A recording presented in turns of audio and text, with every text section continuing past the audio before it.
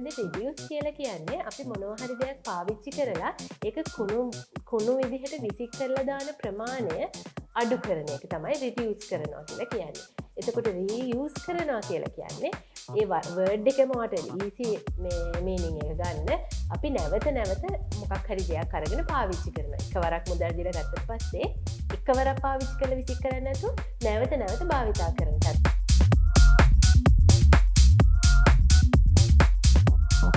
ඊළඟ එක තමයි රීසයිකල් කරන එක. ඒක ටිකක් ලොං ප්‍රොසෙස් එකක්.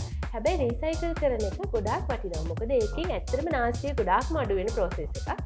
අපි ගන්න ඕනම දෙයක් ඒක අපිට පුළුවන් නම් මොනවාරි තියෙන ස්වරූපයෙන් වෙනත් ස්වරූපයකට පත් කරන්න. ඒ කියන්නේ දැන් පාවිච්චි කරන ස්වරූපයෙන් දැන් භාවිතා කරලා ඉවරයි.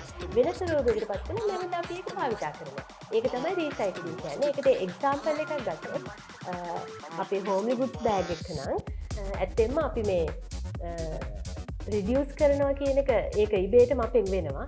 යූස් කරනවා කියන එක අපේ බෑගයක් අනිවාර්යෙන් වසර 20ක් දක්වා සෝදමින් දිනපතා සෝදමින් උනත් භාවිතා කරන හැකි කියලා දෙයින්ම තේරෙනවා.